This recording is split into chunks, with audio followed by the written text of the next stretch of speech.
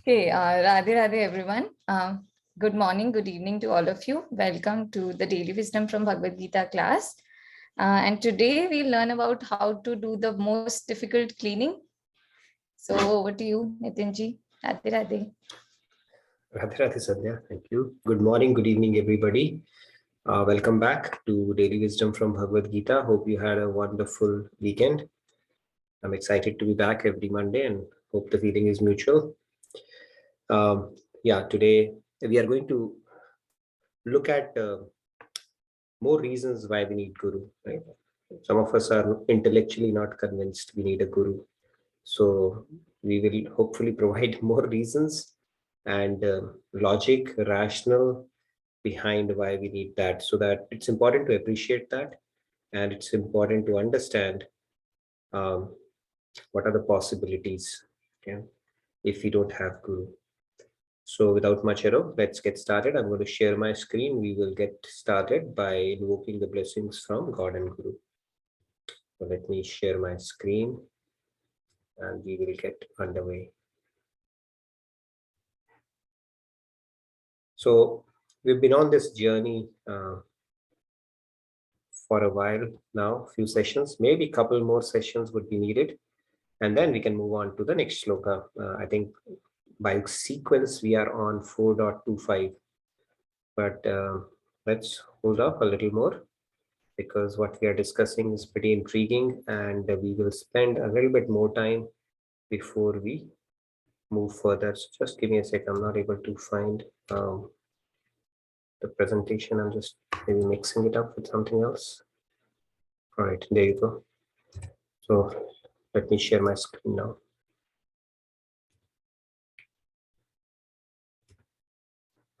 Are you able to see my screen? Yes. Great. Okay, we'll get started with our opening prayers. Guru Brahma, Guru Vishnu, Guru Devo Maheshwaraha, Guru Sakshat Para Brahma, Tasmai Shri Guruve Namaha. Vasudeva Sutam Devam Kamsa Chanuramardanam Devaki Paramanandam Krishnam Vande Jagadgurum Krishnam Vande Jagadgurum. Even in the shloka it says Guru Brahma, Guru Vishnu, Guru Deva Maheshwara, because Guru is like Brahma who provides us the knowledge, then he maintains that knowledge. Once knowledge comes, it's not that we'll be able to retain it. Okay, so that's where Guru comes in. And then he destroys the ignorance as a Shiva. That is why the shloka is there in our scriptures, where God is accorded the stature of Brahma, Vishnu, and Mahesh, the Trinity, as we know. Okay, so let's get started. Shloka, we'll do a quick recitation and then we'll move, get deeper into the deeper discussion of the topic today. Tadvidhi pranipatena pariprashnena sevaya upadekshanti te jnanam jnanina tattvadarshinaha. Nitinji, you need to go to the presentation mode. Oh, is it not in presentation mode right now? Oh, no. Okay, something is not right then.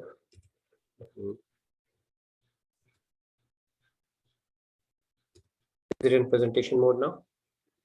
Yes, now it's fine. Okay, great.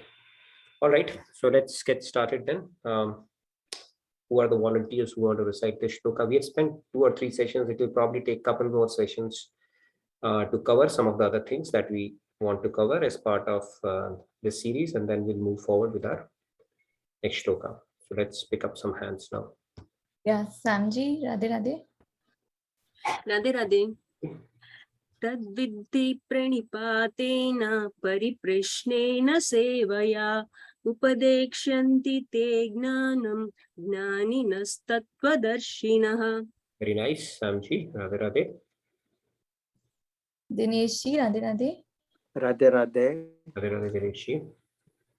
Tadvidhi pranipatena pariprasnena sevaya upadekshanti te gnanam gnanina tattvadarsinah. Radhe Radhe. Dinesh ji, very nice. Radhe Radhe. Anita ji, Radhe Radhe. Radhe Radhe Anita ji. Radhe Radhe. Radhe Radhe. Tadvidhi pranipatena pariprasnena sevaya upadekshanti te gnanam gnaninastattvadarshinaः. Thank you. Wonderful. Radhe Radhe. Radhe Radhe. All right, we have few more hands we can pick. Yeah, Venkat ji, Radhe Radhe. Radhe Radhe Sandhya ji, Radhe Radhe Nitin ji. Radhe Radhe Venkat ji. Tatvidhi pranipatena pariprasnena sevaya upadekshanti te jnanam jnaninas tattvadarshinaः. Wonderful, very nice. All right, let's pick up the remaining hands as well. Shyam ji, Radhe Radhe. Radhe Radhe Shyam ji. Radhe Radhe. Tadvidhi pranipatena pariprasnena sevaya updekshanti te jnanam jnaninastattvadarshinaः. Radhe Radhe. Very nice. You were on the what is that lane? We get that right? Highway lane. Wonderful, very nice. Thank you, Shyam ji. All right, let's pick few more hands. Yeah, Padvi ji, Radhe Radhe. Radhe Radhe Pallavi ji. Yeah, I think we can cover. Radhe Radhe everyone. Radhe. Tadvidhi pranipatena pariprasnena sevaya upadekshanti te jnanam jnaninastattvadarshinaः. Wonderful, Pallavi ji. Radhe Radhe. Okay, we can take 5 more hands and then we'll get started. Payal ji, Radhe Radhe. Radhe ji.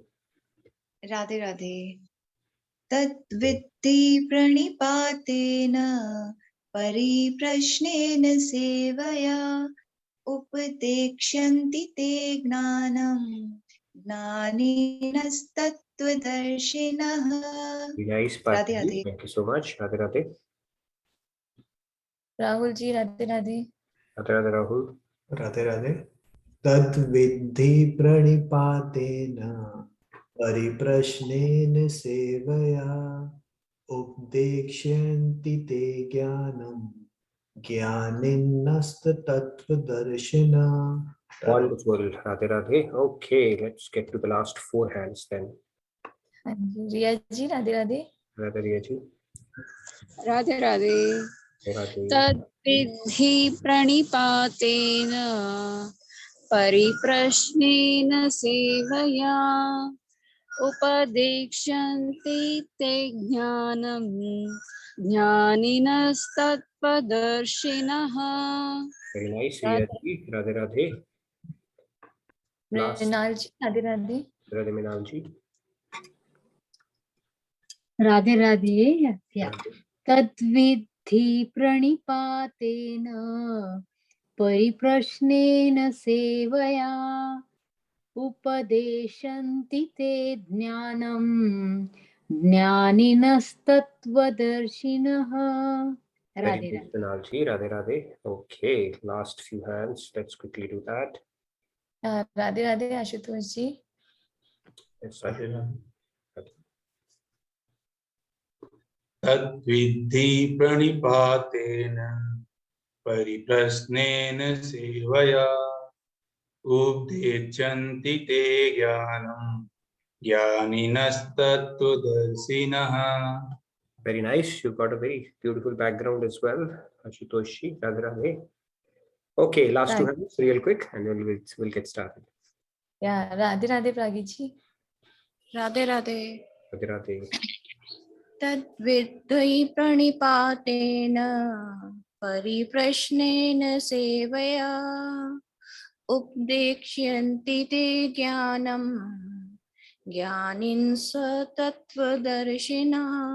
Thank you, Pragi ji. Radhe Radhe. All right, Akshata ji, last but not the least. Radhe Radhe Akshita ji.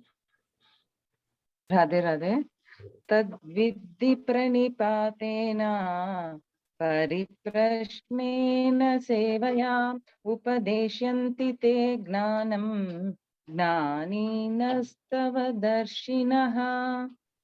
Very nice, Akshita ji. Thank you so much. So Lord Krishna is telling Arjun, we started discussing this shloka before Guru Purnima, and it is continuing through this week as well. Like I said, it may take a couple more sessions to cover all the aspects that we wanted to cover. We can go on for months, but then we have to make progress as well. So we'll try to cover a few more aspects and then we'll move on to the next shloka. So Lord Krishna is saying, learn the truth by approaching the spiritual master, inquire from him with reverence and render service unto him. Such an enlightened saint can impart knowledge unto you because he has seen the truth.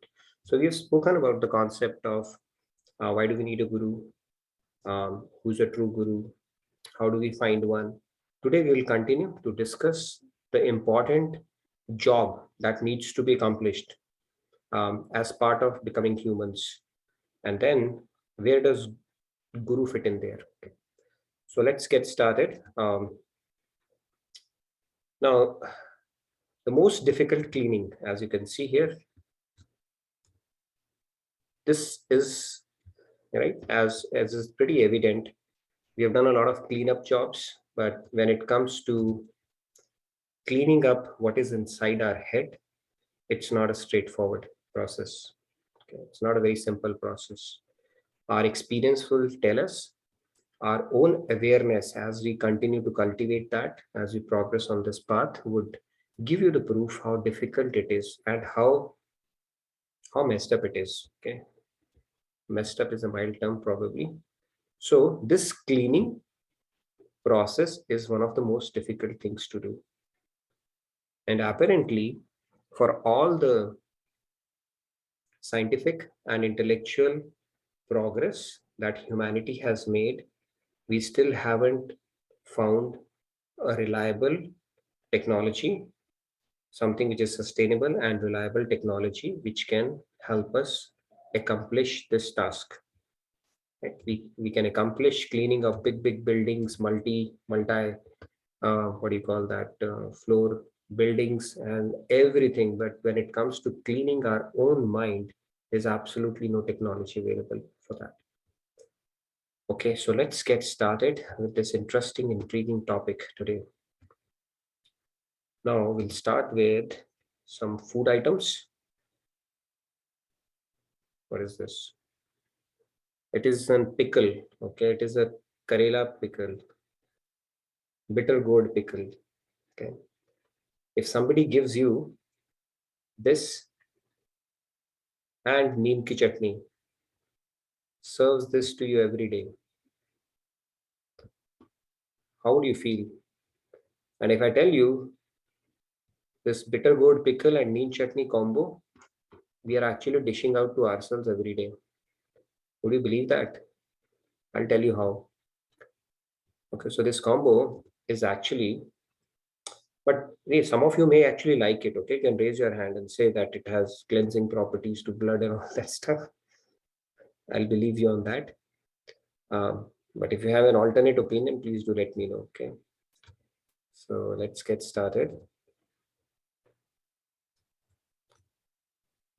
Now this interesting combination, you know what this combination is actually? Okay, for all the not knowing anything, okay, that is like a bitter gourd pickle, and then not accepting anyone's authority. Okay, this is for all the self-proclaimed gurus. Basically, this is what this combination is. And you know who the culprit here is?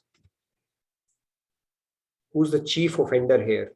Obviously, if something is not working out well, who's the chief offender? Anybody who wants to take that? There's a chief offender who's serving this dish to us every day. Yeah. And what is that chief offender? I can see a couple of hands. Yes, please go ahead. Radhe Radhe. Please go ahead. Is it tongue? What is it? What? Tongue? Tongue. If it was only tongue, it would have been really nice. Okay, the damage could have possibly been minimized. Okay, mind. Yeah, let's build on that. I can see a few more hands. Please go ahead. Yeah, T-phone and Rahulji also says mind and thoughts we generate. Yeah, Sri Ramya, you had an alternate view on that? Yeah, Radhe Radhe Sri Ramya ji. Radhe Radhe. I think it's our ego, the ahankar, especially for the second part, not accepting anyone's authority.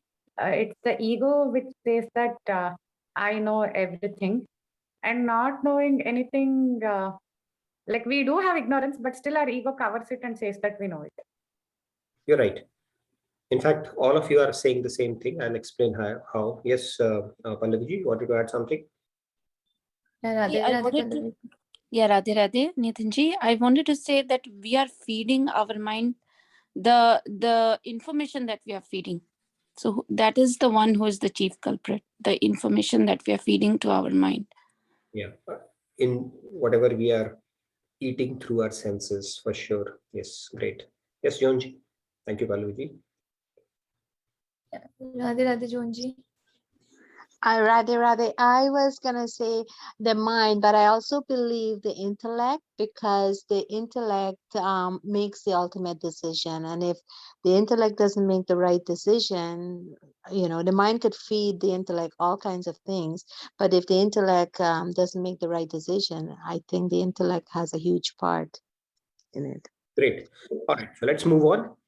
Somebody said intellect. You're right. Intellect makes the decision. Somebody said mind, because whatever we take through our knowledge senses, that gets imprinted in our mind. And somebody said ego. I think all of you are right. In fact, our scriptures call it as, let me put the chief offender first, our own mind.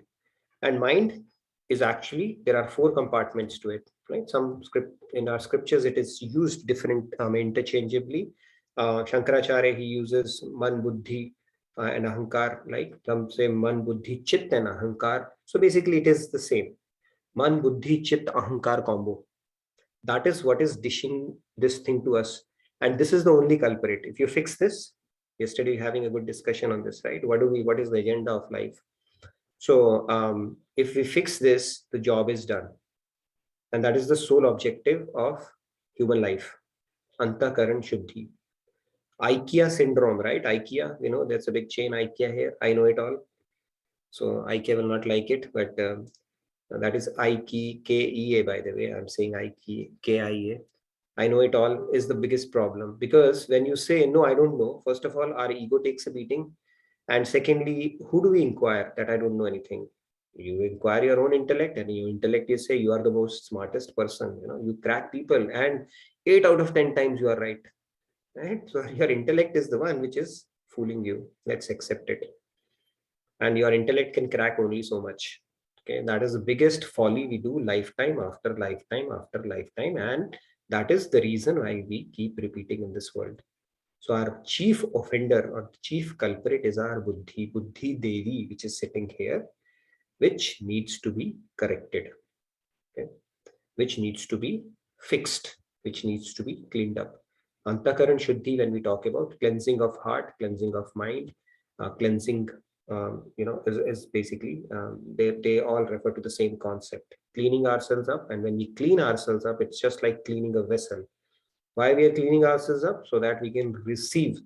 Right? If you put milk, right, tomorrow God comes and puts His divine grace there, it will curdle. If you put milk in a vessel which is not clean, it will curdle. Or the vessel has a lot of holes, it will again curdle, or it will not hold it. Or if the vessel is upside down, it cannot even receive it. So all the 3 things have to happen. It has to be clean, it has to be prepared to receive it, right, by becoming Sanmukh instead of being Vimukh. Right? If you put a bucket out in the rain and it's upside down, will it receive the rain? It will not.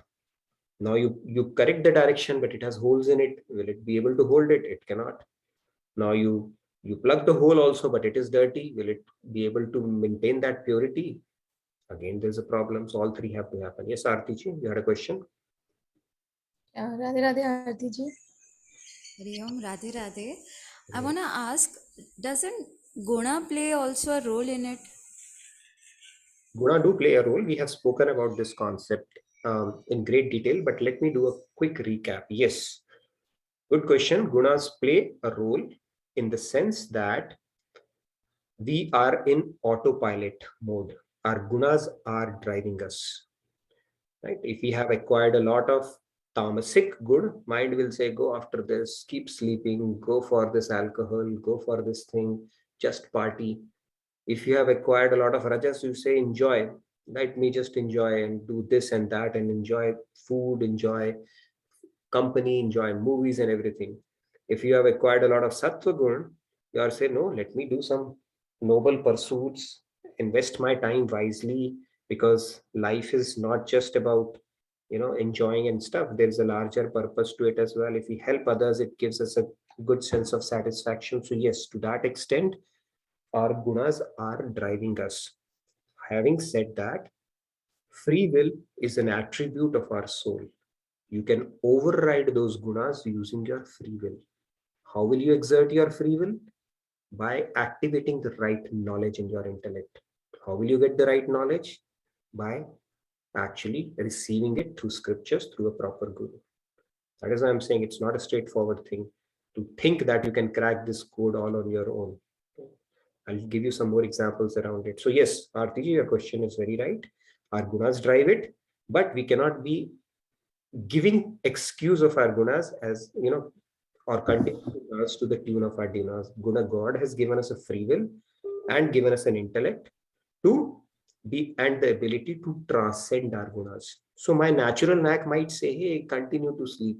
But with the knowledge, you'll say, no, I heard my Guruji tell me that human life is precious. So I'm going to override my natural tendency or my guna and transcend it.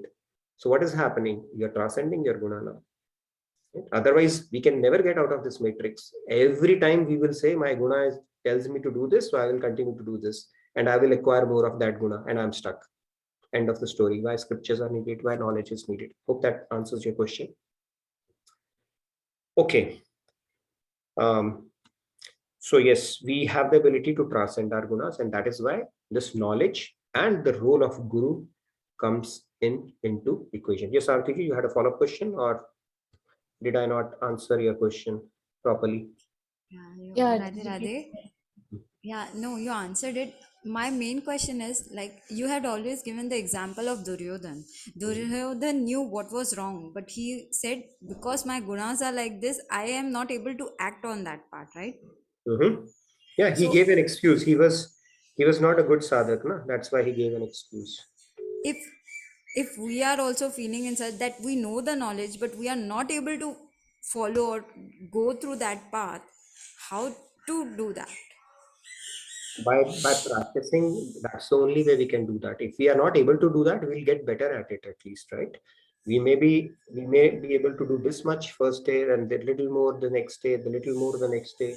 But we cannot say my gunas is like that, so I'm stuck and that's all I can do. That's just an excuse at that point. Okay? Gunas, how did you get your gunas? Did God give you gunas to begin with? You acquired those guna using your free will in the past. That means the free will you exerted in the past have become your guna of today, and the way you will exert your free will today will become your guna of future. It's a very simple logic. We have So even now I can change it, right? I mean, I'm acquiring knowledge, I can change it. You can change it. You have the ability to change it at any point in time. And God is saying, you transcend it. He's not asking you to even change it. He's saying, let me give you a shortcut. You don't have to go from tamas to rajas to sattva. From tamas directly go to gunatit. Become nirgun. He's giving you the formula and knowledge, and that knowledge will come in handy. Right?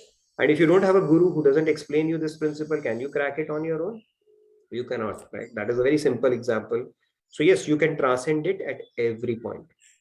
Or we can choose to be like Duryodhan and say, no, I'm stuck with my gunas, even if I try, I can't. But both choices are there with us. Yeah, that's it. Thank you. All right. Yes, Premraji, you had a question? Yeah, Radhe Radhe Premraji. Yeah. The question is, what is the significance of this bitter gourd pickle example and this neem chutney example, sir? Okay.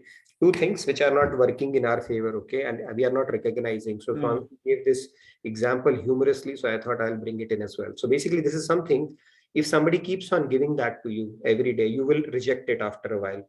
But this mindset that is counterproductive to our spiritual growth, we are putting up with it without realizing how counterproductive it is for us. It is not palatable for our spiritual growth, and still we are putting up with it. So it's just a analogy, just to it's not from scriptures. I picked it up from one of the lectures, so I found it pretty humorous. I thought I'll put it up here. Okay, okay. Thank you so much. So basically, it is something which is not palatable for our spiritual growth, and still we are putting up with it without even knowing. That is what we are dishing to ourselves, ironically. All right, so let's move on. I'll get into a bit of a technical stuff, and it is a very interesting concept. Some of you might have gone through it already because in some of our previous sessions, but it's always good to revise, rehash these concepts to understand how our psychology works. Okay, and this process keeps on repeating in our life. So let's revisit it. And so here's smoke and alcohol, right? Does anybody born with having a guna to enjoy it? Of course not. And if you do it for the first time, it's the most terrible thing you will have. But then you persist, you show your willpower, resolve, tenacity, and your intellect tells you this is something which is cool. Okay? It gives happiness to people. They become very creative. They can speak better English. So let me try it. And then you keep on trying it, persisting with it, go over the hangovers, tolerate all that pain and the initial cough, and you persist, and one day you become successful, right? You become a drinker and you become a smoker, right? That's one of the examples. Then second is, let's look at a girl and a boy, right? Especially happens in schools and colleges. You keep on thinking about a girl and how beautiful she is, or a guy, how cool he is, and then you keep repeatedly thinking about how nice it would be to date this person or settle down with this person, and you keep on contemplating to a point that all of a sudden you have fallen in love, right? And you said, okay, this is where my happiness is. Saath jiyenge, saath marenge, and all that stuff happens. So this also happens. How does it happen? The same thing is repeating actually here, right? Now let's move on. Then you get into job and you say that, having a plush house, a penthouse, and getting a car, how cool it is. That is so good actually, of one of the yardsticks of being successful, earning that 6-figure salary, getting a good house, good car. And if you have it, how cool it would be, right? When I'll post pictures with my house and car, people will say, wow, this guy has really arrived in life. And then you keep on thinking about it, thinking about it, thinking about it, and one day it may happen, may not happen. Anyways, that we can't. For some people it does happen, for some it may not, right? And then the other part of it is, so this is not all inclusive. I'm just giving you some examples, right? But the process, how our psychology unfolds around it is same. That is the beauty of our scriptures, how they explain it. And these are some of the things we all have experienced in life to some extent, right here and there. And that is why it's pretty relatable as well, right? And then you look at power, money, fame. These are the things that attract us as well. You think how cool it is, right? Signing autographs, people thronging after you, and if you have power of money and you know people around, how good it is to be able to call shots in life. We all crave for that, right? Somewhere or other. And like in Delhi, there is a saying, everybody is somebody and nobody is nobody, right? I've seen so many times people will come out of the buses and they'll say, shall I show you my identity card? And then people will get scared. What if he shows us something, minister's son or something like that? But the fact is they don't have any identity card. Okay, they just say the threat and people just, so power works. Being a powerful, influential person actually is something people like because they can do more. Similarly, money, power, money, and fame, they are very attractive to us. Now, how do we come to this conclusion that these things are pretty attractive in life, or these things are going to give us some kind of happiness or satisfaction? The reason for that is that there is happiness in this thing has been thought, deeply contemplated upon. It's not that you're born with this. You actually thought about it. And not just thought about it, you repeatedly contemplated upon it multiple times in your head, consciously or subconsciously. Subconsciously, by seeing things around, by information that is fed to us through news channels, through our elders, through our relatives. Look at that person, look at that, this, that. So this information gets repeatedly contemplated in our head, time after time after time, until it becomes part of our value system that yes, this is where happiness is. This is the yardstick for success. And if I don't belong to one of these, I'm a failure in life. Right? What will people think about me? And I'm not enjoying. Everybody else is enjoying. And there's a hook. There's a hook we have formed to one of these things. It could be something else as well. I've just picked up some example. What is that hook? That hook is called attachment.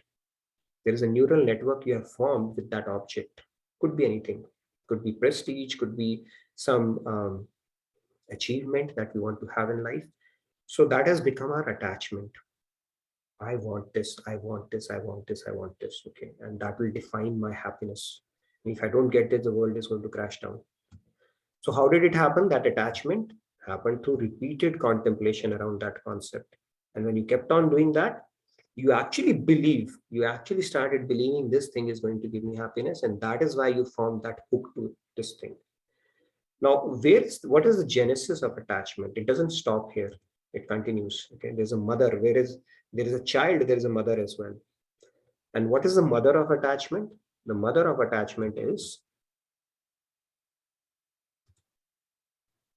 desire. Desire. There is a desire for something, because of which something you want to find happiness somewhere. Okay, that desire is an irrefutable desire.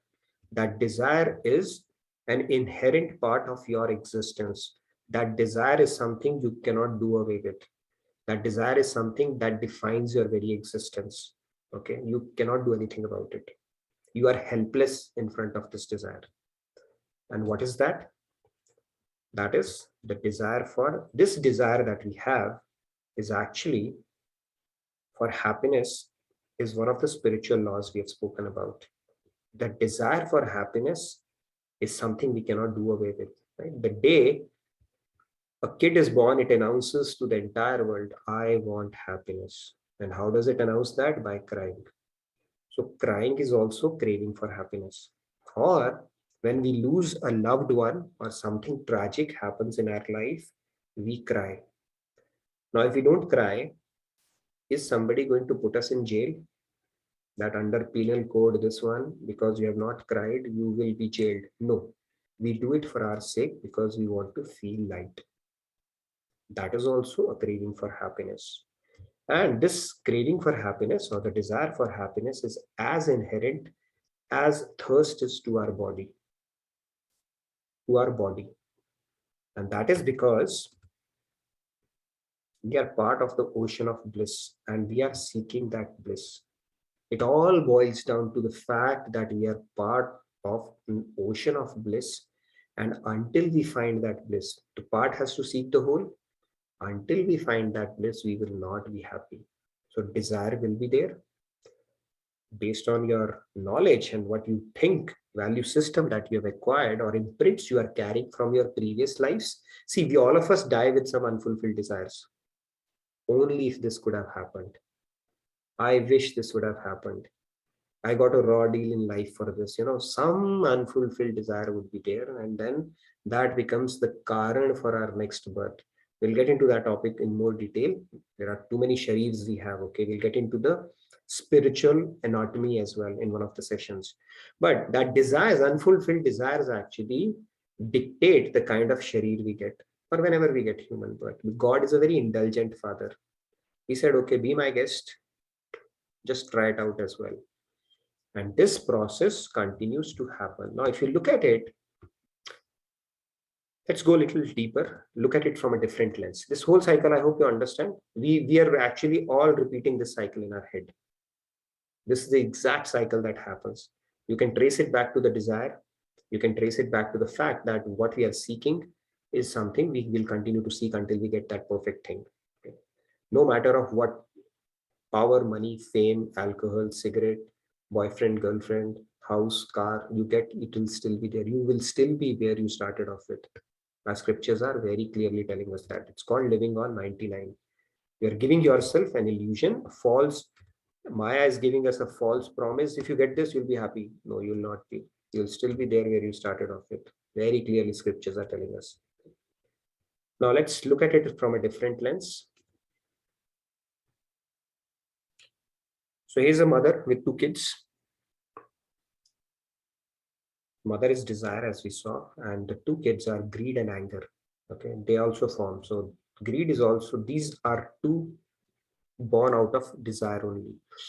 Greed is fulfilled desire, anger is unfulfilled desire. It's very simple. And another way of looking at it is, greed is something that you like. It is rag, hankering. Anger is wish, aversion. They are all interlinked. Genesis for that is desire, desire to be happy, which you cannot do away with. Okay. Now, if you look at it, you have to contemplate, right? This is where this all thing unfolds in our head, in our intellect, in our antakaran. Right? And basically our mind is also has some doubts about what am I? I don't even know whether I'm body or soul. Okay, if I'm getting greedy about this thing, is it something which is born out? Is it a need for my body or is it a need for my soul? We have no clue about it. No clue whatsoever. And if I'm getting angry, is it going to satiate my soul or is it going to satiate my body? If I get this thing, object of my happiness or attachment that I have developed, is it good for my body or is it good for my soul? We have no clue about this concept. And if you look at it, there is no toolkit or technology available to remove ignorance that we carry lifetime after lifetime, or clean this old soiled cloth, which is our own mind. So it said our mind. So if you look at it, in this whole process, you have to purify your desires. Right? We talked about the concept of dovetailing our desire. Desire for happiness, nobody can snatch it away, right? Because we are soul. Where you seek happiness is a choice. But that choice can only be activated if you are intellectually convinced. And that conviction to the intellect can only happen if somebody comes and explains you the principles, bigger principles about life. Is there anybody, any big scientist or Nobel laureate on their own, they have been able to crack this? Nobody has. Our scriptures tell us that. Can you do it on your own? Of course not. You wouldn't even have known this lifetime after lifetime if not for the fact that we had come in contact with a saint who actually made it so palatable for us, so easy for us to understand. And even after understanding, there is a process that has to be followed. It's not that you've understood, now you've cracked it. You understood you're a soul. You understood you have to purify your mind and you can clean it. No, there is a process. There's a technology behind it which has to be employed to clean it. It will not get cleaned just by knowing it. When was the last WhatsApp forward you read and that changed your life? Has it changed anybody's life by reading forwards? Of course not, right? That means it goes much deeper. There's so many big things that come in forwards, right? Don't do this, don't do that, don't take tension, don't worry, be happy. Everybody keeps forwarding to everybody and nothing happens. Everybody's doing the same thing, right? So like Tendulkar calmly when they were batting, right? It reminds me of an example that this guy said, tension. He started facing a fast bowler who started peppering him with short pitched balls, and that was his weakness, Kamblis. So he said, tension ho raha hai. So Tendulkar told him, tension lene ka nahi, tension dene ka. But it's not as simple as that unless you have cracked it in your head, right? You have simulated in your head and there's a process you have followed around it. It's not so simple. And we are all walking tensions. We are all walking troubles. Can we say none of us is trouble free? I mean, we are full of trouble. Only thing that can activate trouble in us is pressing that point. We all have our trigger points. And the moment they get pressed, we'll become trouble. And then we have trouble from others as well, right? So this continues until we start aligning to the higher principles and until this cleansing process starts underway through a spiritual guru, of course. Can we actually change by reading self-help books? No, we cannot. It goes much deeper. Bringing about the change from within is the toughest thing to do.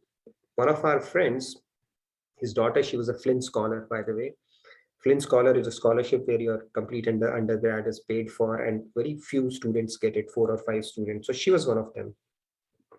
And after the interview, of course, she got the scholarship. The people who had interviewed her actually sent a letter to her home, congratulating her and telling her that in past 30 years, ever since they had inception of this scholarship, they have never come across somebody who has given this kind of a response. So what was the response? Somebody asked him, what is the most difficult thing to do in this world? And she said, to bring about a change from within. And they said, wow, how profound it is. And I asked her, how did you come up with that answer? She said, I just listened to Swamiji, one of his lectures, and that just resonated with me. I said, wow, that won her the scholarship. How deep it is. Bringing about a change from within is the toughest thing to do in this world. Mahatma Gandhi said, be the change you want to see in the world, right? Change the world, everybody will raise the hand. Who wants to change themselves? Nobody would change the hand, because it is the toughest thing to do. We cannot. And that is where the role of Guru comes in picture. Guru knows, first of all, he has an absolute clarity about where you are, which we have no clue about. And then he knows what is your immediate obstacle that he can remove so that you take the next step. And then once that is removed, you take the next step. And then once that is removed, you take the next step. And the ability that a God-realized Guru has to grace you, to give you the, harness that divine power, only he has that ability. On our self-effort, we cannot do that. So a bit of our effort, coupled with his grace, we just keep on rising and keep on cleansing ourselves and keep on progressing on this path. On our own, you can keep on taking your own sweet time. It could be 1 lifetime, it could be 10 lifetimes, it could be million, but finally one has to come to a realization that this journey without Guru is impossible to crack. We won't even know the deeper principles about how our mind operates or how we can clean it.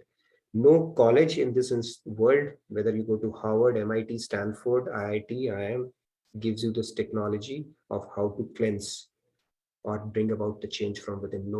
Nobody can actually give you that. And that is where spiritual science comes into picture. For all the advancements of material science, it can make our life comfortable from the outside, right, in the material sense. But when it comes to bringing about the change from within, Guru and scriptures is the way to go. Let's continue. Like I said, our mind, if it were to be equated with something material, loosely we have to think about our mind. Just imagine a very, very old, because we are the same age as God. We have taken infinite life. We have gone through so many impressions we have carried. And God, every thought that comes to our mind, good, bad, neutral, leaves an impression in our mind and becomes our sanskar. And God notes it. God doesn't note what we are doing physically. He notes each and every thought that we have. And all those sanskars is the imprints in our mind, is what we are carrying from lifetime to lifetime. So if it were a cloth, it would be a very, very old and a dirty cloth that needs to be cleaned. And how would you clean it? You put it in a washing machine or apply a good strong detergent to it. And in this case, the washing machine or the detergent is something pure. How would you clean something which is dirty? By putting something pure, right? If you put it in muddy water or colored water, it will become even more dirty. So if you were to attach it to something pure, you have to bathe it with something pure. What is pure? Next question is, what is pure? Let's say, what is pure? There are only two things which are pure: God and a God-realized saint. So these are the only two things who can actually purify you. Will Krishna come and clean your mind? Of course not. In scriptures, he's saying, you work with my representative. The day you are ready, I'll take your mind, clean it, and give it to you, whatever work is remaining. So the only way we can clean this dirty mind is to attach it to something all pure. And all pure is God and saints. God has made it easy for us. He said, all right, I'll give you some more basis for devotion so that you can clean your mind by taking avatar. He's given us his name, Nam, Roop, Gun, Leela, Dham, Parikar. He said, okay, let me make it 5-6 things for you so that you have variety. Okay, it's not the pickle and the neem that you have to deal with. We'll have some variety because our mind likes variety. So he's given us 6 things which are pure. Feel free. And then Guru knows the technology on how to clean it layer by layer. Right? If somebody tells you are selfish, you will not even know that. No, I'm not. How can you say that? Right? So Guru is the one who will first give you the mirror, show you the mirror, start showing you the mirror, and start working on you. And you will know that he's bringing to the fore the things even I was not aware about myself. And then that process, that beautiful journey starts unfolding, and then we start getting cleansed from within. All right. Any questions so far? Asha ji has asked to repeat the question and answer of that student, the undergrad, that most difficult The change. question that was asked to that undergrad was, what is the most difficult thing to accomplish in this world? And she answered that the most difficult thing is to bring about a change from within, or to change somebody. I think something like that she said. So to change somebody is the biggest or the most toughest thing to do. You cannot do that. It's not so straightforward. Because if that was the case, then one lecture, just one lecture, we would hear from a saint and our life will transform. Doesn't happen so easily. We still have to repeat that knowledge. We have to take baby steps, keep repeating it. And then more importantly, in this shloka, like I will again go into the depths of this, is saying that you approach a spiritual matter first with a spirit of humility. Okay, that I want to receive it from you. And then render service onto him. You need to render service. Service is the only way you can, right? If you simply keep watching each other, nothing will happen. So when you start serving, he will give you things that will actually confront your secret stash. He will make you uncomfortable. And only when you have learned it, you'll be able to, you'll thank him for that. Okay, I've gone through this journey. Okay, the things that would hold you back, he would directly confront that in different ways. And then when you start taking those steps, you realize, now I'm coming out much better out of this whole experience. And you will realize it. Guru only can do that. Otherwise, we are, like Ramdas had said, right? The biggest problem all of us have is holding on to our unworthiness. It's a very strong statement, but that is the fact of life. We are nobody. And we keep holding on to our unworthiness as something, very special. So let's start working with the Guru. Find a Guru first of all. And if you have not found, we obviously have to rely on God's grace for that. But while we are waiting for his grace, we can still start aligning to some good practices, what scriptures are telling, and keep praying to God, and it will happen. Like I was saying, that you not meeting a Guru is, and if you're making spiritual progress, it is impossible. If you're making spiritual progress, you will meet Guru in due course of time. It could be this lifetime, it could be some other lifetime, right? But you have to meet Guru, because when you reach a particular threshold, God's rule is he has to make you meet with the Guru. So it has to happen. There's no way you will not meet. But we have to continue working, striving towards it. Yes, Shriyame, you had a question? Lakshmi ji has also put a question. I'll just quickly say that. When we move with true devotees, does it make some positive changes in our spiritual pathway? It does. It does. Satsang, they say, it's a very powerful tool. In fact, Swamiji keeps on emphasizing the importance of satsang. And he said in 40 years of his prachar, the people who have continued and who have progressed are the ones who associate with satsang, who do weekly satsangs at least. And people who don't do that and they rely on their own thing, okay, now I understood that it's fine, they don't progress. They'll take a few steps here, back, forth, and that journey will continue.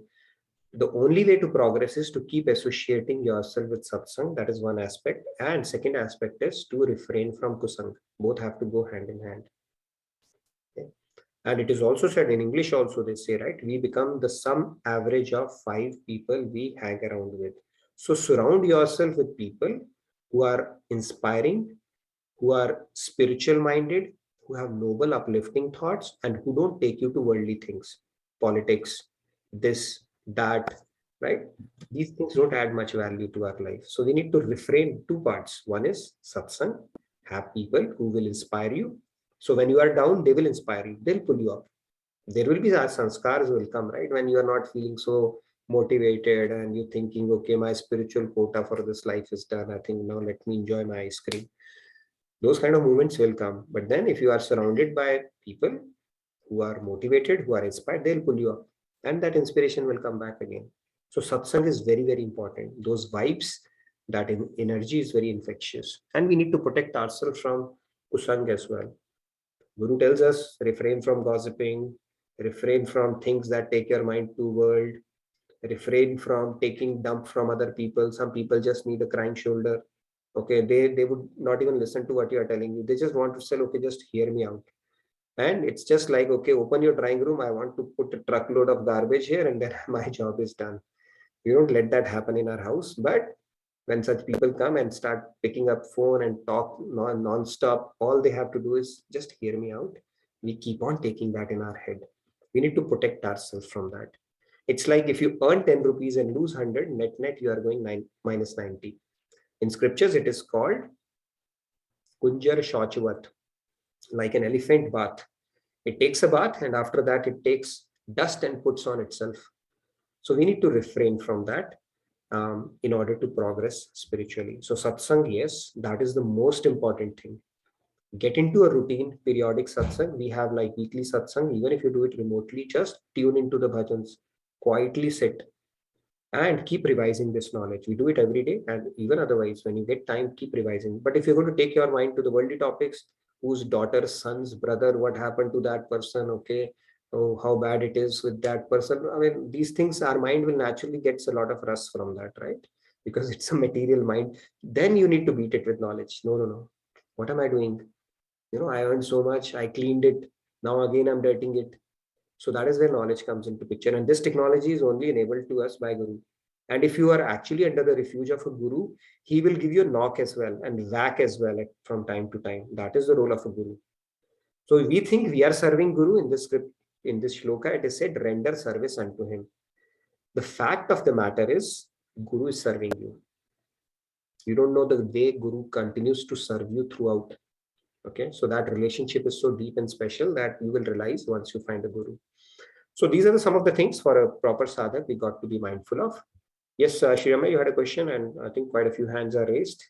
Before that, I wanted to show you something. By the way, now that we have, and then we will continue with our questions, but I wanted to show you something, something very good, interesting I came across. And before I show, I am too young to read Bhagavad Gita. I have zero tension in my life.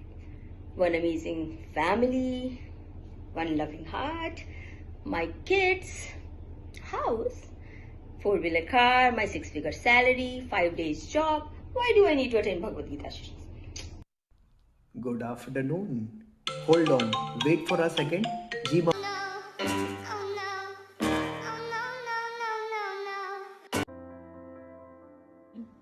have you used a product without reading a product manual? Being too busy, being too young, being too self-sufficient, or being too tired is fine, but make sure you read this product manual for the product called life before it's too late. Okay, we don't need to, okay, I like to keep it a secret. Who's our Insta team here, because from the faces itself, you can make it out. Now, they put in a lot of hard work to come up with creative stuff like this with the hope that it will reach out to somebody and inspire them, because all of us got through some link there as well. So I posted the link. Feel free to join our group and inspire our wonderful team, creative team that we have, and feel free to share it. You never know who may get inspired. So I thought I'll show that as well. So now let's get back to the question. I'll put it and then few hands on this topic because it's a very interesting conversation. And I put the matrix there. Okay, this is the matrix we are trying to crack. And the question is, and can we break this myth without a guru? Okay, this is what I wanted to discuss today. Before that, I can see a few hands. Let's continue our discussion. Yeah, Shri Ramya ji, Radhe Radhe. Radhe Radhe. That was, I mean, before my question, the video. On one sense, it was funny, and on one sense, it conveyed a lot of meaning and everything. That was very creative. That was nice. And my question is, like, suppose, like, for example, the scenario we are in, if like we get to listen from you and we get to listen from Swamiji, and some we are able to implement, some we are not able to implement in whole. So if I like watch the lectures and videos bit by bit every day, is it enough, or should my guru know me personally, or is it okay if I just listen to his teachings and implement it in my life? Yeah, so the relationship between tomorrow we are going to talk about the science of guru and disciple. So when you are aligning to their teachings and you have accepted in your heart, that is good enough. However, if you have questions and you have somebody who can get those questions resolved, especially if you're guru, you can afford to have a face-to-face or some kind of an outreach to them to get that resolved even better. But if you're asking me, just listening to their teachings and aligning to those is good enough to get that relationship going. Nothing more is needed. You don't need a formal initiation or something in your ear, okay? If that's what you're asking, it's not needed. Just following the teaching is good enough. That is because we are talking about not ordinary people here. We are talking about God-realized saints, right? And if they are God-realized, you can only imagine the possibilities there, right? So if you go by Tattva Gyan from the scriptures, those principles, those teachings, and you start aligning to those, practicing those, and start praying, that is more than enough. Nothing else is needed. Did that answer? Also, just to add, I think Guru and God will find ways to answer your question, even through whichever media you are connecting with them or through their knowledge, right? So that also happens. That will happen. Very true. Sandhya, thanks for bringing about. And you'll be surprised. I'm sure a lot of people can talk about that. Whatever question they need, the entire universe will start giving you answers. You'll open up your mobile and the same lecture is playing. Or some friend will come and ask you something or tell you something. It's like the universe will think, okay, I need to answer you now. This is how it goes. And everybody's experience would tell them that. I'm telling you, when I was reading Bhagavad Gita, I was with a lot of Vedantis. And they would confuse me so much with this Nirakar, Sakar concept and talk, those kind of discussions and all. I would be like, okay, what is going on? And when I'll come, I'll open the J.K. Yogan Maharaj's lecture is playing and he's just tackling the same question. And I was like, wow, he's answered not only the question that I had in my mind, but even the 10 more questions that would have they would have come. And after that, I would be like, okay, everything has been sorted out. It happens. Automatically it happens. Thank you for bringing that, Sandhya. And there is this message from Spenderji. He says, without Guru, we may not be able to understand what is Maya, which has been dragging us. True. Another part, very beautiful point, Surendraji. Secondly, we are trying to conquer Maya here. Conquer Maya, which is God's energy. And we cannot conquer it. Like conquering Maya is like conquering God. We cannot do that. So we have to work with the Guru so that he shows us the path. With our mind, with our intellect, with our buddhi, it's a mission impossible. You cannot do that at all. Okay, yes. Shyamji. Yeah, Radhe Radhe Shyamji. Radhe Shyamji. I'm unable to unmute. Yeah, Radhe Radhe. You're still not convinced? Can you hear me? Yes, yes. Am I audible? Yes, we are. Conviction is not the issue with me, भाई क्या करूं मैं कुछ बातें हैं. First of all, I would like to thank Urvi since today she is there in person. I can see her on camera. The other day she really helped me a lot with all the messages she poured on to me directly, and she also shared with me her playlist. Just want to thank her first of all, Urvi. Thank you so much. Radhe Radhe. And next, you said desire. Desire we all have for material things and for godly things. I guess वो अच्छी बात है desire होना. And then the second thing you said that Guru, God's grace gives us Guru.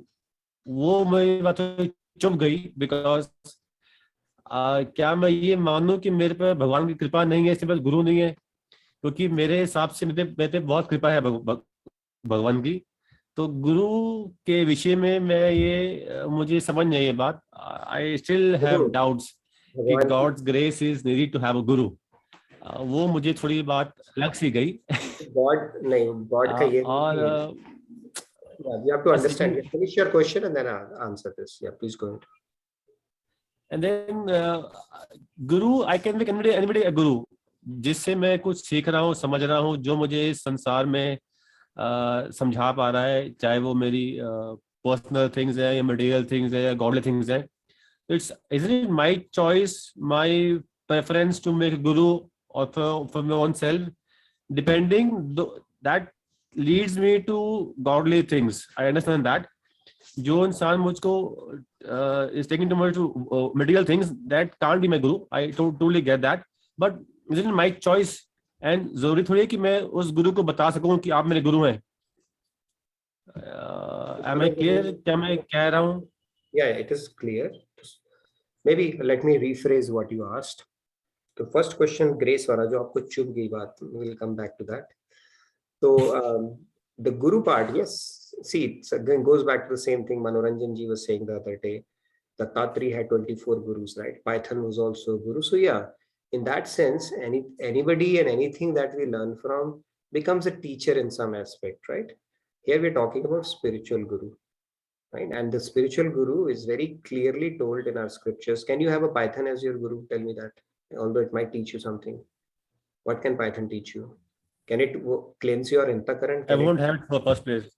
Can it give you seva? Can it work with you? Can it resolve doubts and questions that you have?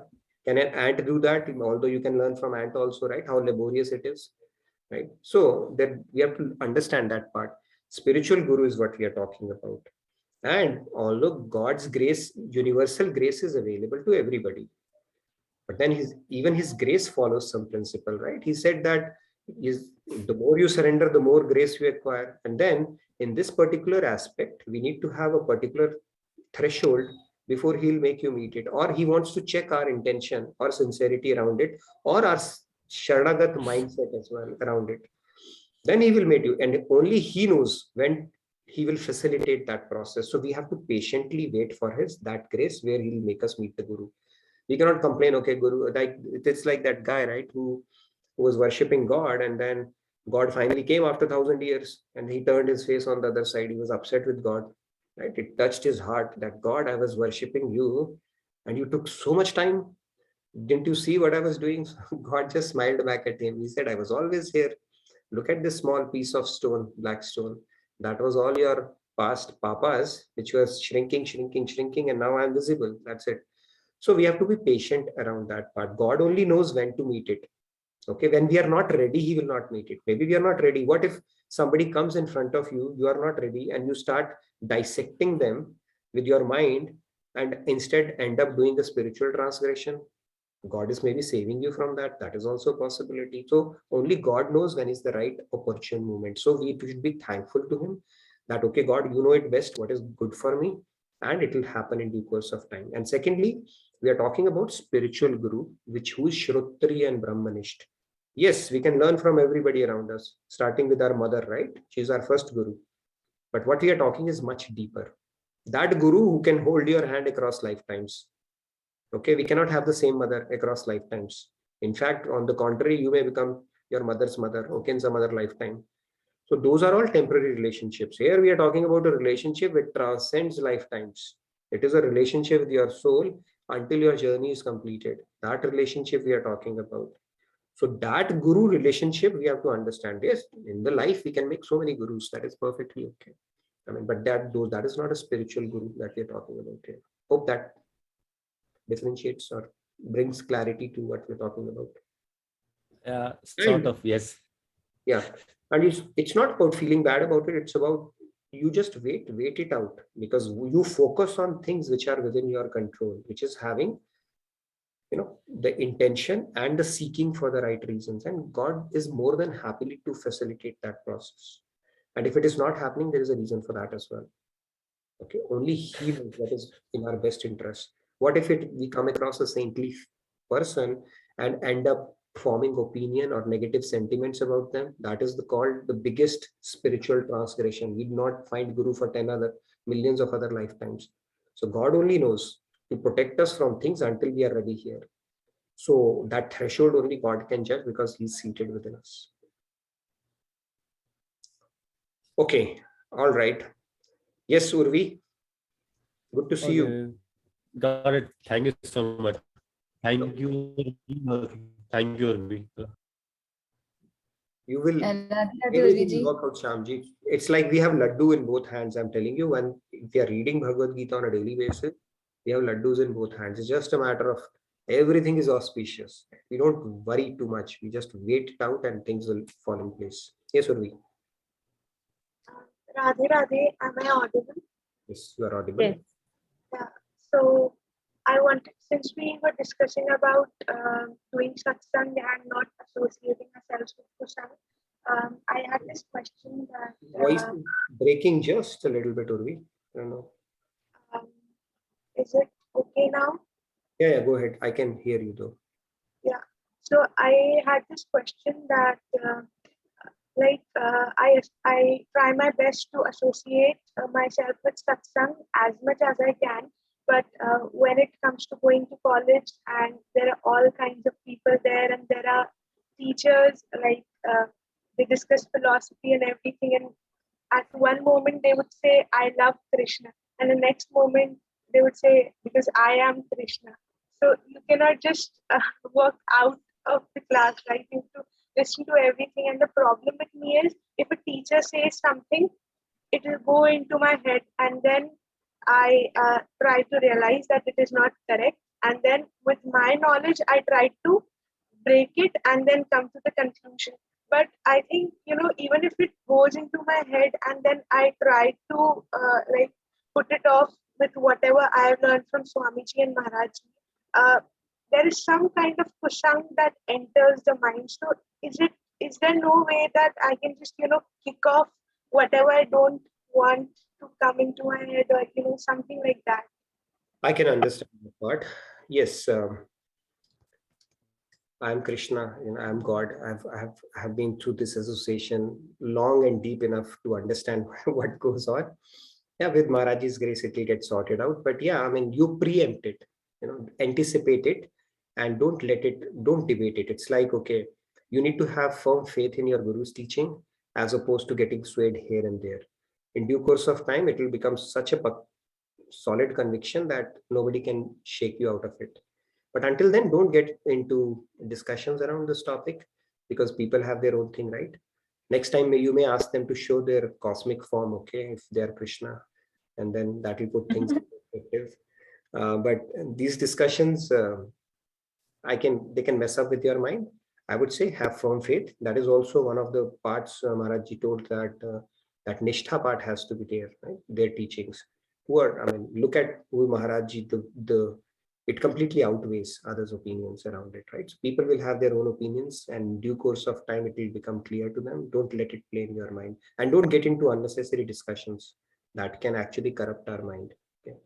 Just say, okay, wow, wonderful, okay, good for you, and just move off. And in Raganuga Bhakti, you can practice doing your silent chantings. You don't have to lend your mind space to every discussion and topic that is coming your way.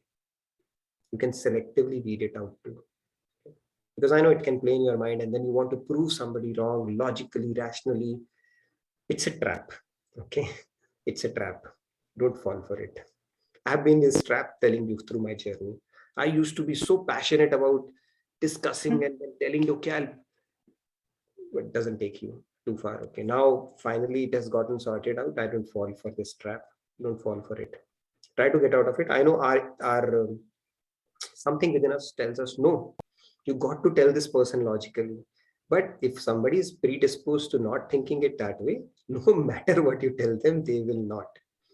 Okay, so you'll realize it over time, but I would say avoid it, okay, as much as possible. Say, okay, that's fine, and then move on. Because how many people you can change their thought process? You cannot. On the contrary, they will bring in 10 more things, okay, to prove you wrong, and this thing will continue forever. So focus on your. Yeah, just to add, I guess it's great that you have that discriminating kind of intellect to be able to say that this might be getting beyond or different from the knowledge that you have gained. So you can probably start treating them as noise and not even let it get into your head, you know. Yeah. So you need to reach a stage where you can just laugh it off in your head, okay, and comfortably, without having feeling that twitch, you know, no, I got to prove it to them. With Maharaji's grace, it will happen, trust me. But yeah, don't get sucked into it. It's a trap, nothing else. And have pakka vishwas and conviction around the philosophy, because it is coming, you know, from which depths they are coming. That's not like an armchair intellectual who's just reading through, and so you just look at it where that knowledge is coming from. Okay. Couple of other hands. Please fill out the attendance tracker in the meantime. Tomorrow we'll discuss about the science of guru and disciple. And yes, a few more hands I can see. Let's take the questions as well. And I'll quickly make the announcements. Announcements, yes, please make the announcements in the meantime. And then yeah. Right. So Swamiji is at present in the West Coast in the California region, and you can check out his US tour schedule. And if he's around where you are, definitely make sure you meet him and get the grace directly. And so there is also, there was a cruise event recently, which was for the fundraiser for the university and the hospital, which is being built in Orissa. So I've also posted the link for that, and feel free to donate and help. And I think then there is this live transformation session going on in LA, California right now from July 14th to 20th. So again, people in California, LA, can make use of this opportunity. And next in West Coast, there will be West Coast retreat from July 29th to 31st in Fresno. And then the feedback tracker is already put there multiple times. So please fill in with your comments and questions. Thank you. And now we can move on to questions. Swati ji, Radhe Radhe. Radhe Radhe, Swati ji. Radhe Radhe. Yeah, the question you said that guru is needed or not needed. What I think, what I have heard and listened from the Swamiji and Maharajji, our intellect will never give us the correct judgment. It will always give us in our favor only. Like, I am good, I did it right. As we love our body ourselves, then even though we know we have defect or we are trying to hiding our defect or not accepting it, I am at fault, I know, but still I will not show it to others. I will try to hide it. But Guru will show us the mirror. He will show us our defect, and he will take out of us from this comfort zone. So I think Guru is needed. It is must. Without that, we will never progress in the spiritual path. Very true. Very true, Swatiji. Without Guru, we cannot make progress at all. We cannot. It's like just not on. As simple as that. Even in Matrix movie, there was Morpheus. He was supposedly the Guru for Neo. Morpheus, I think his name was Morpheus. You've seen that movie. That movie is actually inspired by Bhagavad Gita. It's a very interesting movie. First time I saw, I couldn't understand it, partly because it was too deep, and partly because my English was not so strong. Okay, I watched it in college, but now when I watch it, it's became. Yeah, I get a chance to watch it. Okay, Jonji and Manishi, and who might test you by putting in situations and seeing, you know, how much shraddha you have in his message, and how much you are aligning to his teachings as well. So take it as a test. Next time you come across a tricky situation with people and around, say, my Guru is testing me, Krishna is testing me. Okay, I'm not going to fall prey to it. I will pass out of this test. So Trivangi Lal, he has his own crooked ways of testing us from time to time, right? So who knows, he might be inspiring somebody to act weirdly with you, to see how much faith you have on your Guru's teaching, or will you get into, you know, those kind of things. So take it as a test from God in situations, and then let just soft pedal it as best as you can, especially if it is going to play, you know, mess up with your mind. Okay, yes, Jonji. Radhe Radhe, Nitinji and everyone. Actually, I had answered a question in the chat in regards to whether we need a guru to be enlightened or to dispel Maya. And I had agreed, and you answered the question. You said yes, we need a guru to dispel Maya. But then after I answered the question and you spoke, another question came to my mind that here's a question. If Maya is God's energy and God's energy cannot be conquered, then how can a guru conquer God's energy? And then I said, Maya can only be conquered by God's grace. But having said that, Yes.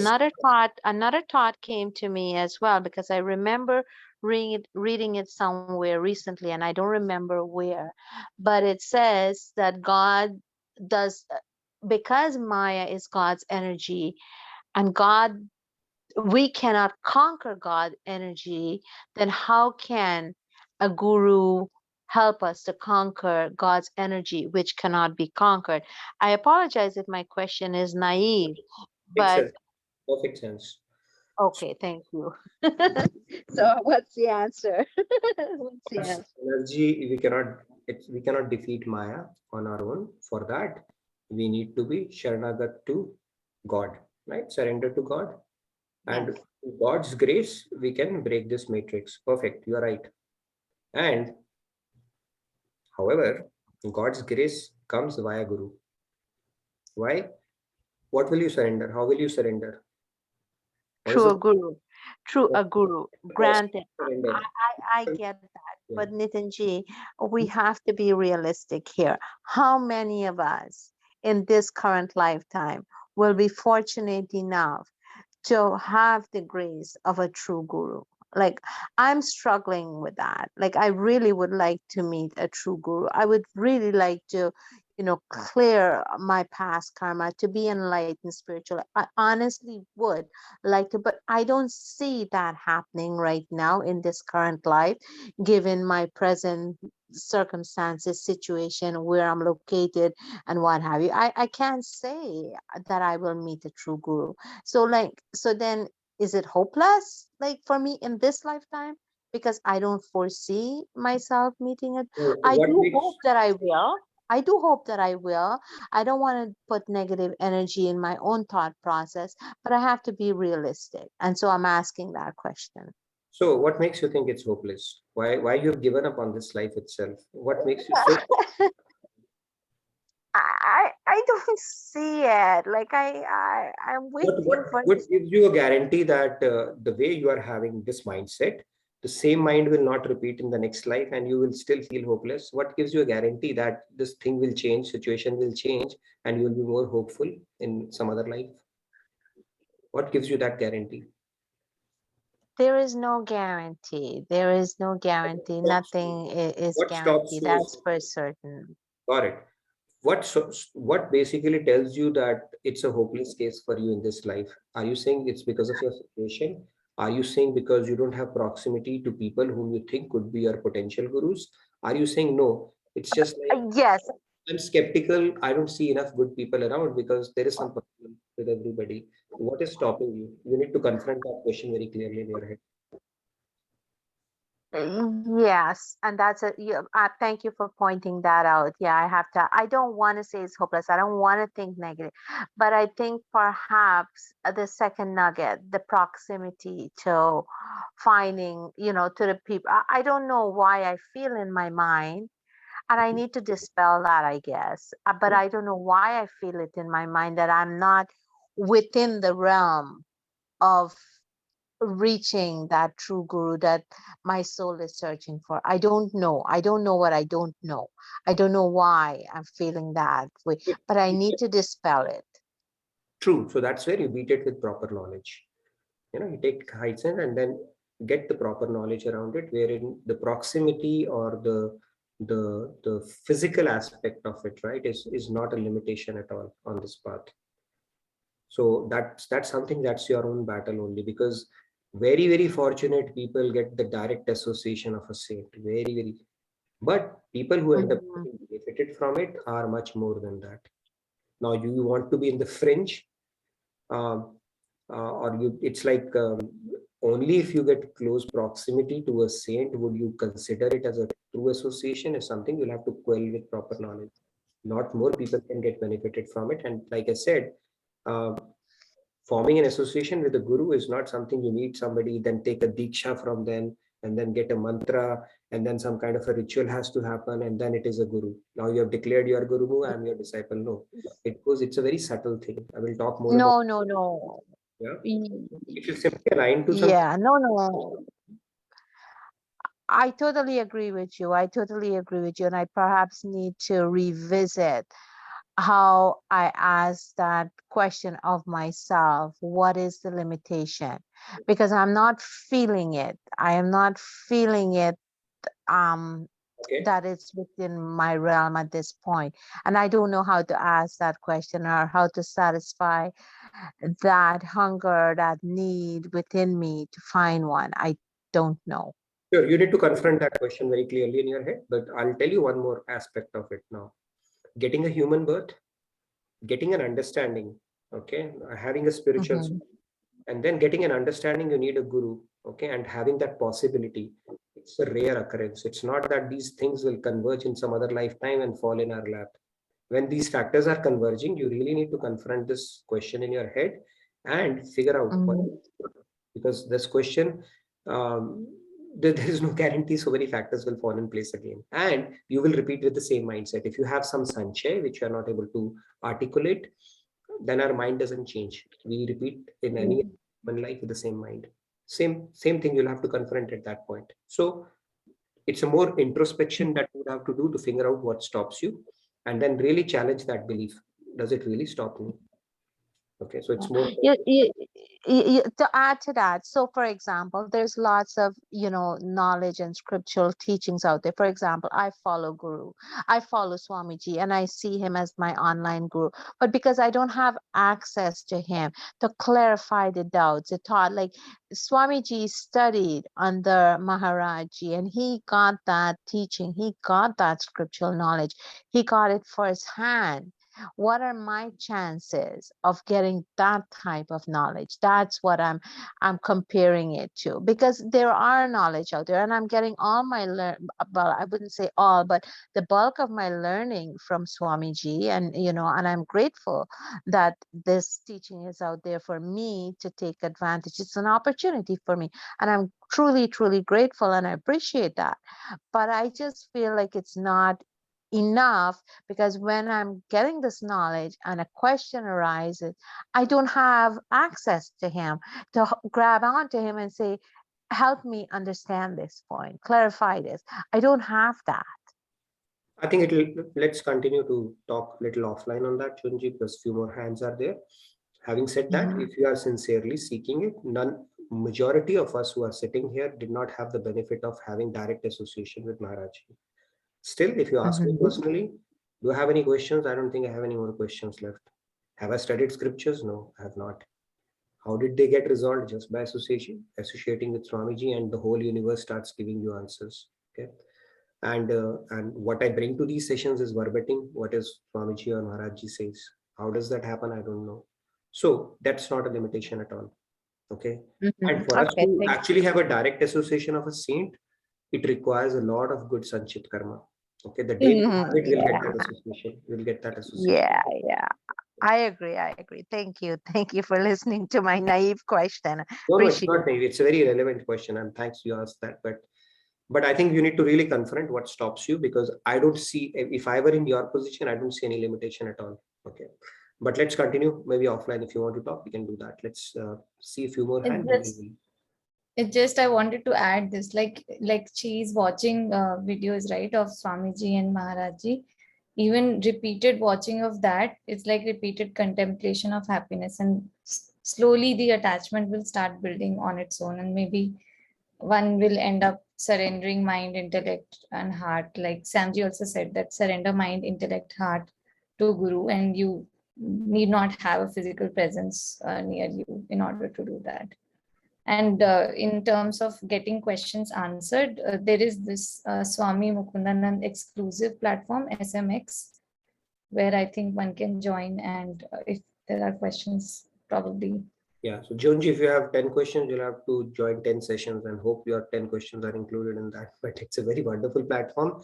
I would say over a period of time, doubts do get resolved. Maybe Sandhya Shefali can talk about their journey. They started not too long ago, and the way they've been able to progress with so much of conviction and so much of clarity, it's pretty amazing. So things do get resolved. I don't see that as a limitation at all. I think we just have to dig a little deep inside to see what stops us and how we can increase our craving, and answers will start flooding from all directions. Okay, couple of hands. Yeah, Manish ji, Radhe Radhe. Radhe Radhe, am I audible? Yes. Radhe Radhe, am I audible? Yes. Yeah, you can. So yeah, just to add to Sandhyaji's point, I was going to say the same thing about Joanji, that you can tune into SMX exclusive, and Swamiji gracefully answers all the questions there, and a lot of times a lot of the questions gets answered that other devotees ask. And then also the videos addresses a lot of things. The thing, my understanding is we just need to start the process. So like the Bhagavad Gita, it just says, just start the process, and once you're ready, God will send the guru to you. So, I started the process a while ago, and in February, I watched a video of Swamiji, and, I've never met Swamiji yet because of my wife's cancer issue, but I felt the heart-to-heart connection, the internal connection. When I watched the video, I'm tuned into watching him, listening to him, learning, contemplating on different things. So my heart has tuned into him. So I accepted him as my guru. And so I've never met him, and I look forward to meeting, but you don't have to meet somebody as long it's an internal heart-to-heart connection. True. It's not a in-person connection, is what I'm saying. True. So, very true. Thank you. Radhe Radhe. Thank you, Manishi. Beautiful. And that's very true. I think glad you brought that point up. It's a heart-to-heart connection. And only when you are in that relationship will you be able to appreciate it. It may sound superficial at this point, but like I tell you, these go much deeper. These are spiritual principles we are talking about. Okay, God and Guru, if they have to inform you, they will come and guide you in ways that you can't even imagine how they can communicate with you. Okay, there are ways they do that. And I have tons of stories around it. But the idea here is not to tell you, but just to tell the concept that it is a much deeper relationship. You don't need a physical proximity of somebody. All you need to do is, only things where we lack is our effort. When we hear something, we may not have all the answers, but what we have understood, are we willing to implement that? God checks that. And if you're sincerely doing that, he'll definitely lead you to the next step. So we don't need to have all the answers. In due course of time, we'll get all the answers. So even if we don't get all the answers, whatever little we have understood, are we trying to implement it with all of our might and all of our sincerity is the question. And if the answer is yes, God will draw more of God's grace. So it will automatically happen. One thing will lead to another, to another, to another. And then finally, one day you'll surprise, okay, I have no questions now. All I need to do is put in my effort. That's it. Yes, Keshavji. Keshavji, Radhe Radhe. Radhe Radhe, Keshavji. I don't know if I should tell myself that I am lucky enough having been in close association with Swami Mukandandaji. Like 10 years ago, he used to be here in Bay Area, and this time when he is in California, and he was in Bay Area in like San Jose for the inauguration of temple, and I met him on Friday when there was Pran Pratishtha and first darshan, and then I met him on Sunday as well for the concluding session. So he asked the question at the end of that day on Sunday, what you people are going to take with you? So everybody gave the answers. So my answer was, Swamiji, Pran Pratishtha and the first darshan I got of Purushottam Krishna, Radhe Krishna, I should say, And now my desire, and I'm taking with my heart, I wish Purushottam Krishna comes to me at the time of my last breath and takes the soul back to Param Dham. Now, talking to Joanne's question, very, very realistic question, and she's the honest person on this earth. Now, what happened to me? I mean, my journey started. First, I used to meet people and I'll say, you know, family, what is the acronym of family? FAMILY. Acronym, father and mother, I love you. Now, guess what? My son, my kids started confronting me. What about us? No, answer has to come from God. So God gave me the answer. When we grow old, then our father and mother, our parents have gone already. So now our father and mother is Radha Krishna, Purushottam Krishna. And now these days what I'm doing, I ask the question, people, who are you? Who are you? And the second following question is, what are you? And it makes a great difference. So now I am trying to know what I am, not who I am. That's done. Old story now. So now focusing, concentrating on what I am is giving all the answers. Now no question is unanswerable.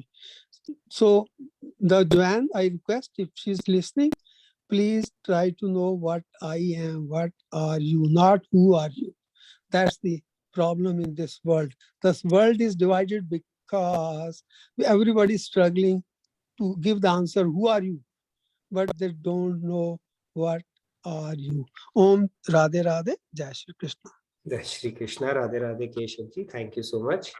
So beautifully you explained your, narrated your experience with Swamiji at the Pran Pratishtha event, and the deeper, profound question, what are you?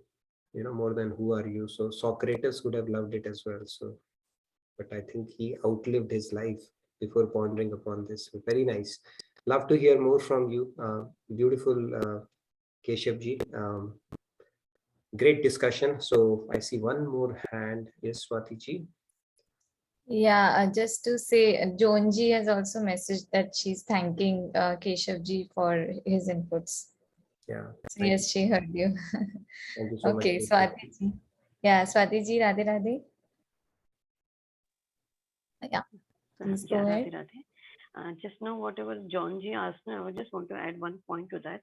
Earlier, I also had that I should have Guru and I should serve him personally. I should able to meet him, or I should be accessible, and that I was in my mind earlier, because when I heard that we need Guru, that time I was very passionate that where will I get that Guru, and daily I can meet him, I can ask him, I can serve him.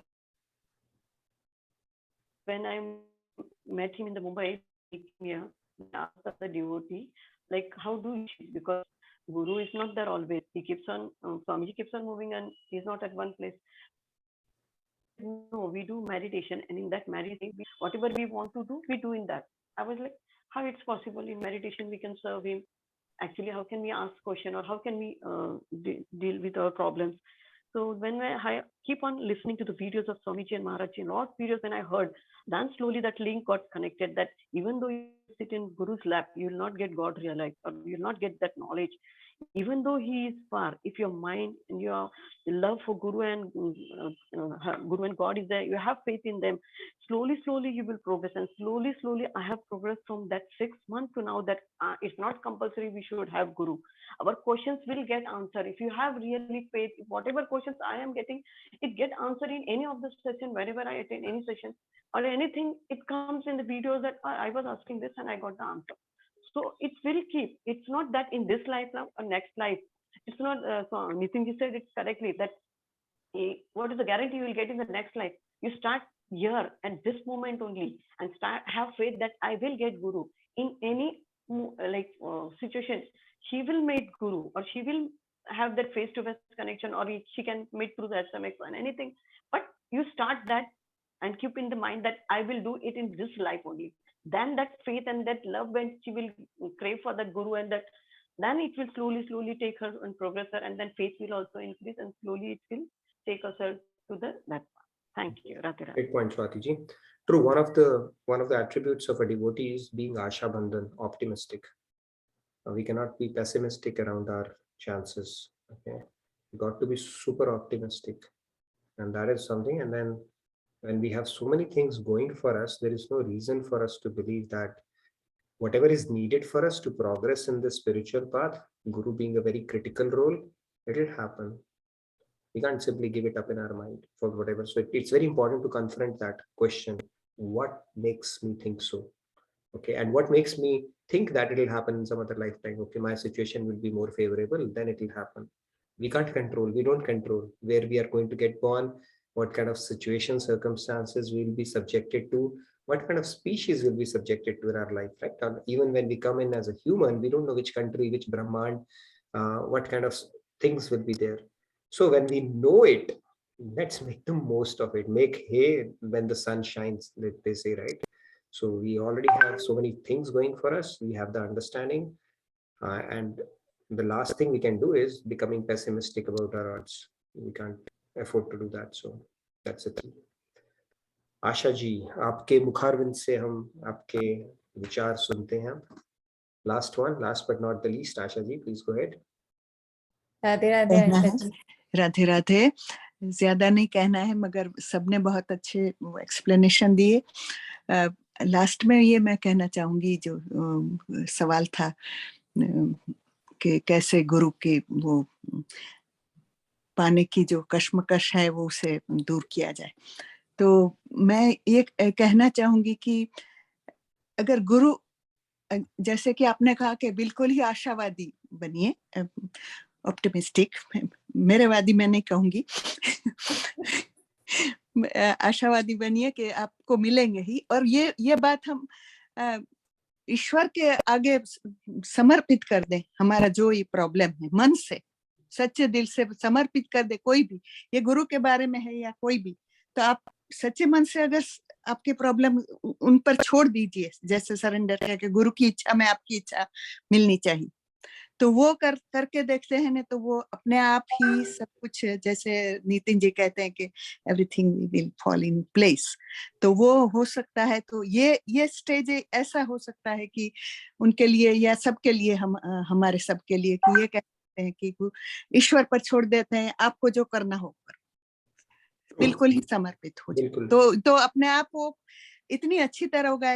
मन भी आपका change करना पड़ेगा, वो free will का भी use करना पड़ेगा कि आपको अपने विचार अभी नहीं मिलेंगे, इस जन्म में नहीं मिलेंगे और कभी भी नहीं मिलेंगे. I am not in that, I am not eligible for that.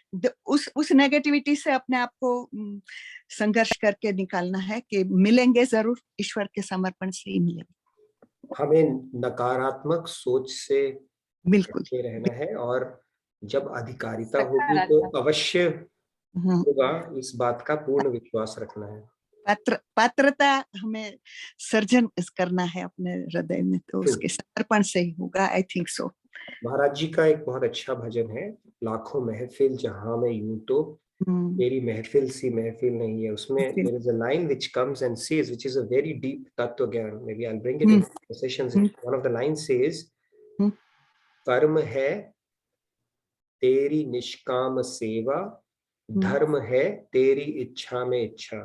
So we have to be subservient to God's desire, and one of the God's desires manifest in form of landing us with a guru at the appropriate time. So we need to have faith. It will happen, and that is God's desire, and everything is happening in accordance with his desire. So dharma hai uski ichha mein ichha. We can't complain about it. जैसे कि संध्या जी ने कहा कि video सुनने के बाद, video सुनते रहने से, रिपीटेशन से, वो ये सेशंस करने से, वो आपके मन में जो निष्ठा है वो अपने आप दृढ़ होती जाएगी, और उससे ये सब कुछ होगा. So when saints come, this is how it goes. Okay, this is the principle. When saints in their lifetime, obviously very few people get that association, personal association. because they have got so much of sanchit karma and possibly they are at the tipping point of God realization. Okay, or they have cut a corner in life. They get that personal association or his personal seva, but through their teachings, people who align to their teachings, they are actually aligning to that guru as well. So they continue to outlive their gross body through their teachings. And that association is so deep that you may even have their sakshatkar in different forms from time to time as well. Okay, even though they may not be present in the gross body. This is how this deep relationship goes with God realized saints. Yes, yes. It's not limited to body at all. Last question. Yes. Alaukik hai, yes. Alaukik. Yes, Asha ji. Yeah, thank you, Last Asha. one, maybe. Yeah, Radhe Radhe Manish ji. Manishi, right, real quick. Radhe Radhe. I was raising my hand to do the prayer, but Okay. I also wanted to add that in this journey we have to have two things: faith and patience. Because without that, we can't go anywhere. True. And like Swamiji always says, we have to make the journey so enjoyable that we don't even care about when the destination will come. So day to day, you can actually make it so enjoyable. Every day you can make it so enjoyable because there's always something to gain. Every day, right? When we make inner growth our priority, every day is a cause for celebration because something new would have happened or you would have learned. So we don't worry about too many things. When will I get Guru? When will I get God realized? There's no point. We just focus on the good things and then in due course of time, they'll happen. That is something we can control as well. Okay, we can do our closing prayers and tomorrow we will go into the science of disciple and guru. We are talking about guru all along. How about becoming a good disciple? Something we'll talk about tomorrow. Okay, because it's a two-way street. It's not a one-way street. Right? We met a guru, now we'll be Bhagavad Prap. Doesn't work that way. We still have to do our bit, and that bit is what we'll talk about tomorrow. There are 3 hands. I think all are raised for the prayer, so I'll unmute all of you. Chorus then. Yes.